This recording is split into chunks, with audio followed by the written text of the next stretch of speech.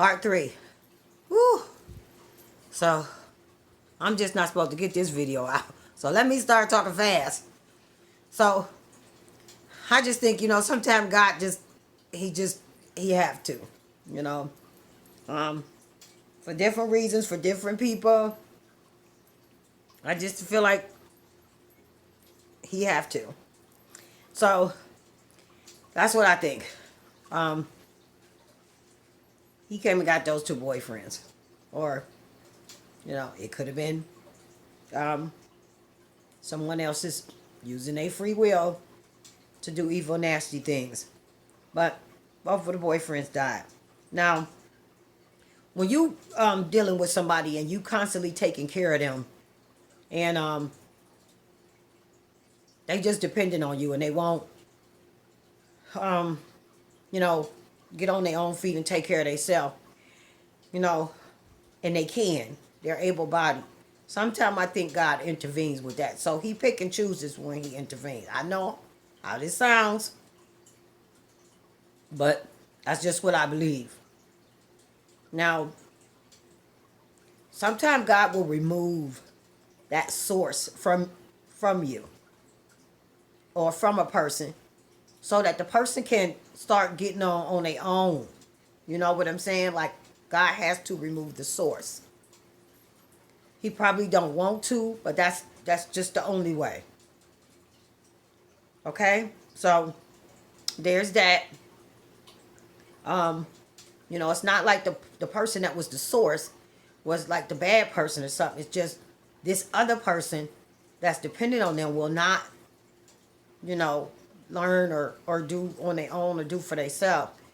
And this is different from the girl with the boyfriends or the lady with the husband, the first two stories. This is somebody dependent on somebody. Like, it won't do for themselves. This is a different story. And, after years and years and years, God stepping in, removing the source, the nice person, so that this person can get on with their journey. Now, your journey is not you here to depend on somebody else, like if you able-bodied. I don't believe that's anybody's journey. You need to contribute. If you work and you get paid, you still contributing to society because taxes, even though you get them back, you don't get them all back, 100%, but where taxes are, and then companies need people to work, and they pay people so people can eat and pay their bills.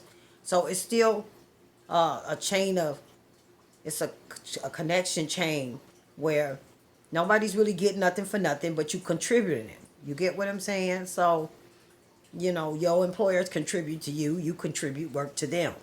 So I don't think nobody is supposed to be down here just living off of somebody. Not an able-bodied person now, mentally challenged people and physically disabled people. That's a whole different story. I'm not talking about them, but I'm talking about able-bodied people.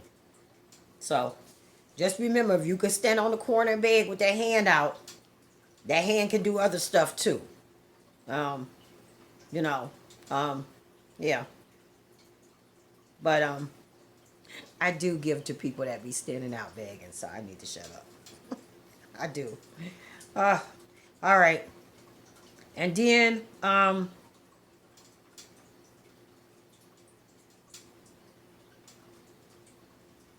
okay.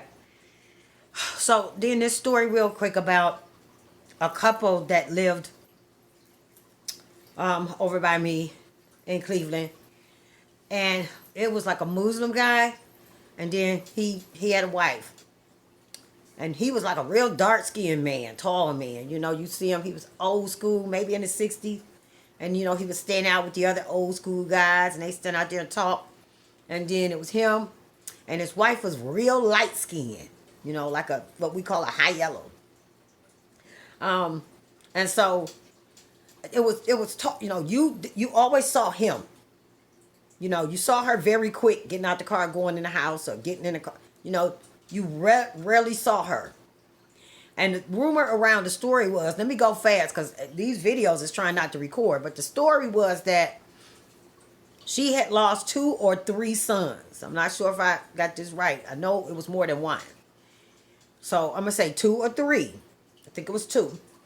Very close in her life, you know. Um, and it wasn't recently when they was living, in my area, but she had lost her sons. Like, they was in their 20s or something, or 30s or something.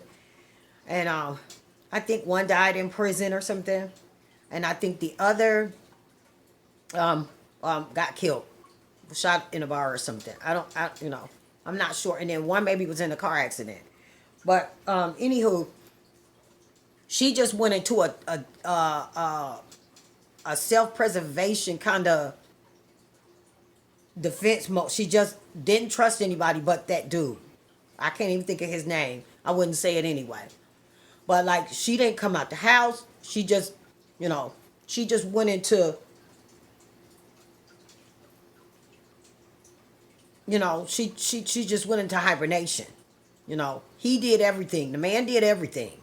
And that's what I had heard from other neighbors, that she had lost her sons, her only kids. She didn't have any other kids. Very fairly close in their deaths. Like a year apart. She just buried one and then the other one got, it was real close. And that was made her like that. Like she, you know what I'm saying? And so her husband did everything for, you seen him at the grocery store, he was at the laundromat, he went and played the little lottery numbers, it was him. Because they like to play numbers. They was, and or he liked to play numbers. I'm not sure. You only saw her real quick and brief. So you would walk and see him like on the corner talking to the other older guys and stuff. And I didn't see him. He wasn't like out where he would usually be. Hanging in front of the store and stuff. They were older guys. They didn't bother anybody. And found out that he was sick. And they start spreading around that he was sick and had cancer and stuff. So then, now for years you had just seen him taking care of her. You barely even seen her stick her head out that door. She was traumatized by her kid's death, and she just didn't want to even do the world no more, except for the husband. That's the energy I got. But after that man got sick, the husband got sick. He ended up with the C word. Then you start seeing her more. She was at the grocery store. She was at the laundromat. You start seeing her. And, she started letting people know, they could come visit because he was on home hospice. And, she would let people know if he was feeling good enough to have visitors today. He didn't want visitors, but she let people come see him. And she made sure he was presentable. And, she started letting people come and see him, and then she would let you know when it was getting close to time. When you come on and see him if you want to see him, because the doctors is saying he getting close to time. And I was interested in that flip. That flip situation that happened with them. Like he took care of her for all them years, and then I feel like God said, now it's time for you to get up. It's your turn. Your turn to take care of him. You get what I'm saying? So that was part of her journey. You know what I'm saying? Like her husband was used, implemented, or was already part of her journey. He's already part of her journey, but it was used to get her back up on her feet. Because that probably was the only thing that would have got her back up on her feet, sad as it sounds. She wasn't interested in life anymore. And a lot of people, like I was saying in one of my videos, they ain't interested in life anymore. They're not spiritual. They don't get the journey and how important it is. People just tired because life done got real wicked. The world is done got super wicked. And you got people that's just, people is tired. And with her, it probably wasn't as bad when she lost her sons, but that was bad enough for her. You get what I'm saying? Like that was the end of the world for her. So she went into hibernation. You know what I'm saying? She was I guess they call it a recluse. I ain't sure. But at some point, the roles got flipped. Okay, it's time for you. You still got life in you. It's time for you to get up and live. And like I said in some of my other videos, how sometimes God will use us as tools and teaching tools and stuff. You know, you're supposed to be proud and appreciative that He's using you for that. Um, a lot of times He see families that ain't close or family members that ain't close, and He'll set up a situation or a situation that should bring people together.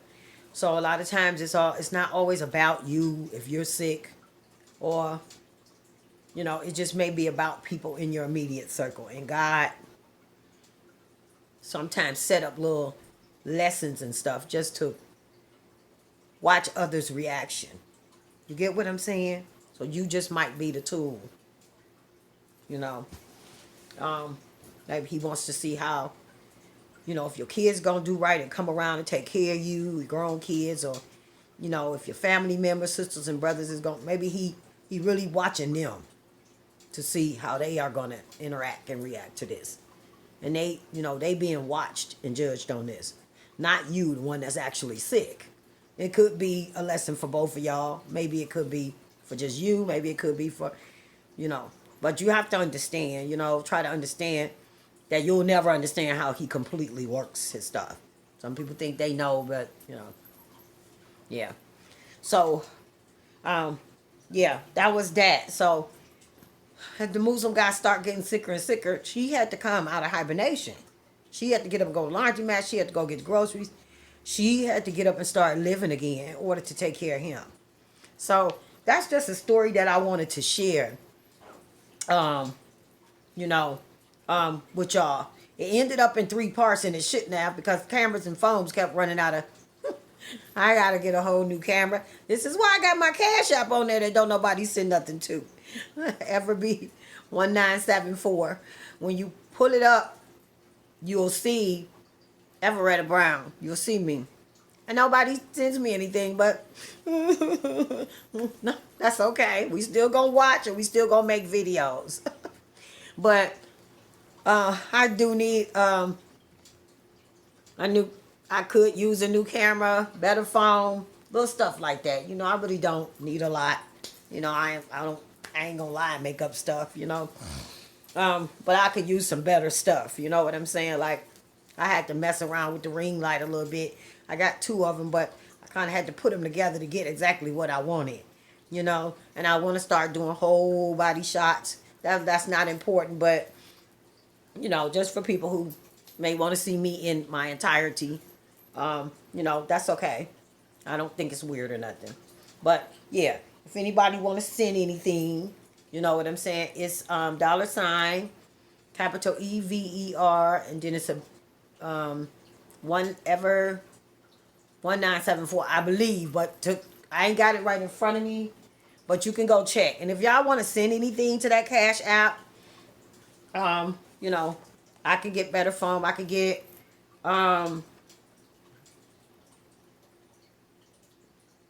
just maybe some other ring lights, just little stuff like that. It's not really important. But yeah, my phones kept going out because I'm running out of data. I actually could use a better camera too. But remember, we don't have to send anything. If you like my videos, please just subscribe if you want. You don't even have to do that. Subscribe if you want. But just keep coming watching. I just appreciate that. You don't have to send nothing. But if you got something and you want to send, I would be very appreciative for that.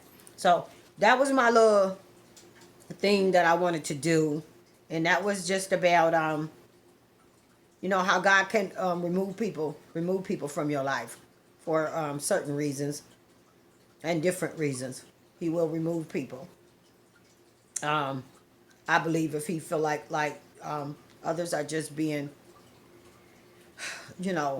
emotionally or verbally or physically abused, and there's just no other way out of it.